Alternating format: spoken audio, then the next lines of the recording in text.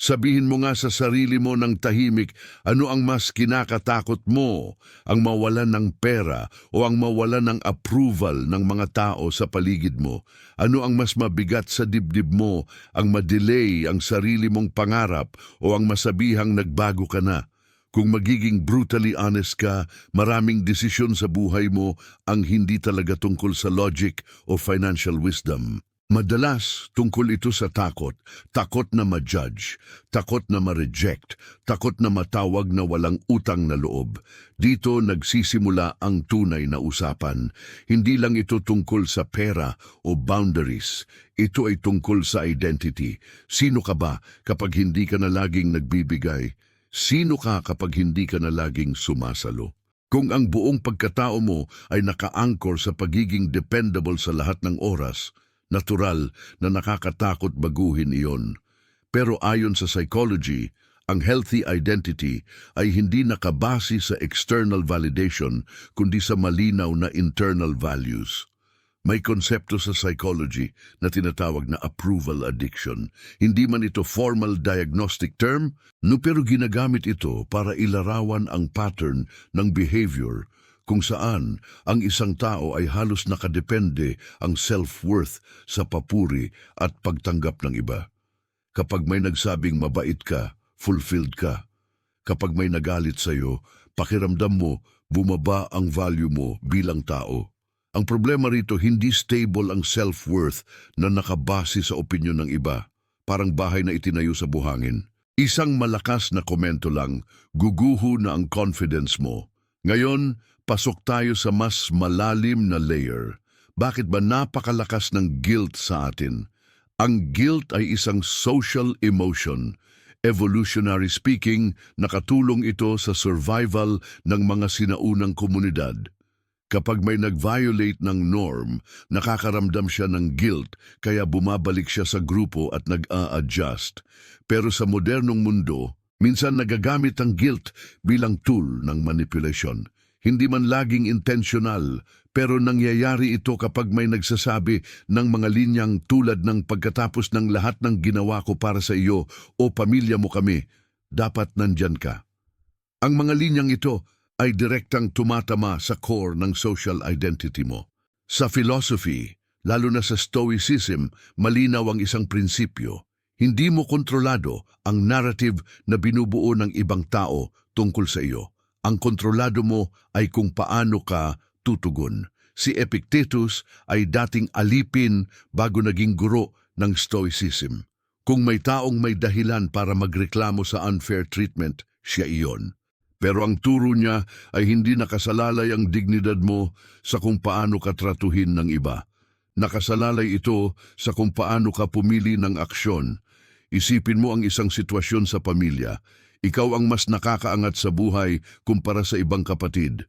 Natural lang na may expectation na ikaw ang sasalo sa mas malaking parte ng responsibilidad. Sa umpisa, ginagawa mo ito ng bukal sa loob. Pero pagtagal, napapansin mong hindi na itutulong kundi obligasyon na. Kapag hindi ka nakapagbigay, may subtle na pagbabago sa pakikitungo sa iyo. Mas malamig, mas tahimik. Dito pumapasok ang inner conflict. Gusto mong panatilihin ang harmony pero ramdam mong may injustice. Ayon kay Aristotle, ang justice ay pagbibigay ng nararapat sa tamang sukatan. Hindi makatarungan kung iisang tao lang ang laging nagdadala ng bigat habang ang iba ay walang accountability. Ang pagiging mabuti ay hindi nangangahulugan na ikaw ang laging sasalo. Minsan, ang mas makatarungang desisyon ay hayaan ng iba na maranasan ang natural consequences ng kanilang choices. Ito rin ay bahagi ng growth nila. Balikan natin ang stoic concept ng control. Kapag tumanggi ka sa isang unreasonable na healing, maaaring mag-react ang iba ng hindi maganda. Maaari kang sabihang nagbago ka na, pero ang totoo, nag-evolve ka lang.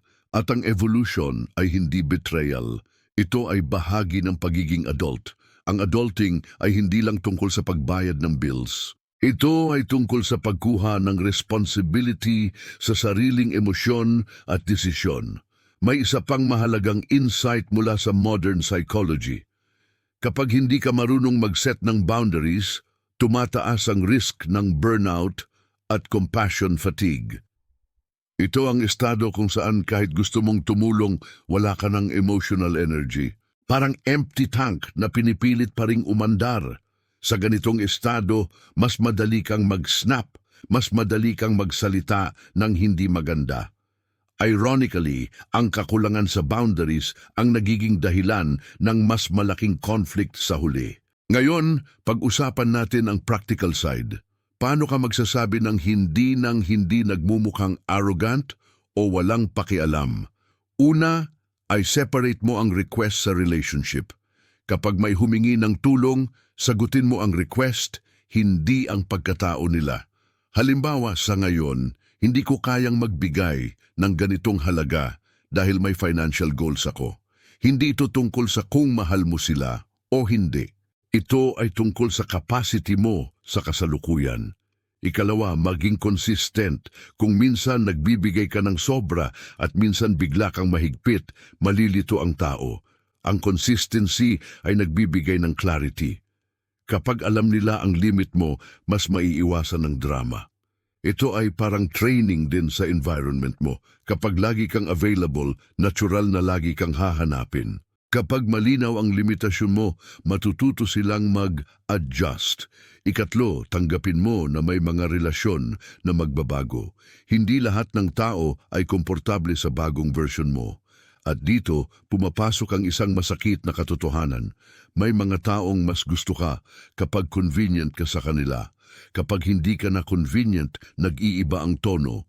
Masakit ito, pero nagbibigay ito ng clarity. Mas mabuti nang makita ang tunay na dynamics kaysa manatili sa ilusyon ng harmony na ikaw lang ang nagsasakripisyo. Sa Stoicism, may practice na tinatawag na negative visualization. Ini-imagine mo ang worst-case scenario para hindi ka mabigla kapag nangyari ito. Subukan mong isipin ano ang pinaka-kinakatakot mo kapag nagsabi ka ng hindi. Magagalit sila, hindi ka kakausapin. Sasabihing nagbago ka. Ngayon, tanungin mo ang sarili mo, kaya mo ba itong tiisin kapalit ng mas maayos na mental health at mas stable na future? Madalas, mas kaya natin kaysa sa iniisip natin. Sa dulo ng lahat ng ito, ang tunay na laban ay hindi laban sa pamilya, kaibigan o kultura. Ang tunay na laban ay laban sa lumang bersyon mo na takot mawalan ng approval. Ang goal ay hindi maging malamig o detached. Ang goal ay maging grounded. Grounded sa values. Grounded sa katotohanan na may limitasyon ka. Grounded sa prinsipyo na ang respeto ay hindi dapat ipinapambili ng pera o pagod. Kapag natutunan mong mag-set ng malinaw na boundaries, mapapansin mong mas nagiging intentional ang pagtulong mo. Hindi na ito driven ng guilt, driven na ito ng choice. At ang tulong na galing sa choice ay mas malinis, mas tahimik at mas sustainable. Hindi ka na nagbibigay dahil napipilitan ka. Nagbibigay ka dahil kaya mo at gusto mo. Sa huli, ang tunay na kalayaan ay hindi ang paggawa ng kahit ano ang gusto mo. Ang tunay na kalayaan ay ang kakayahang pumili ng tama para sa sarili mo kahit may pressure sa paligid. Iyon ang stoic freedom. Hindi ka kontrolado ng emosyon ng iba. Hindi ka kontrolado ng takot. May malinaw kang prinsipyo at dun ka naka-anchor. Kung umabot ka hanggang dito, ibig sabihin, seryoso ka sa growth mo. Kung nakatulong sa iyo ang pag-uusap na ito, ay like mo ang video para mas marami pang makakita at makinabang. Mag-subscribe ka sa channel kung gusto mong mas palalimin pa ang mindset mo gamit ang psychology, philosophy at stoicism na practical sa totoong buhay. At i-check mo rin ang iba pa nating videos para tuloy-tuloy ang progress mo. Tandaan mo, hindi mo kailangang sirain ang sarili mo para patunayan na mabuti kang tao. Minsan, ang pinakamalaking respeto na maibibigay mo sa iba ay ang malinaw na respeto sa sarili mo.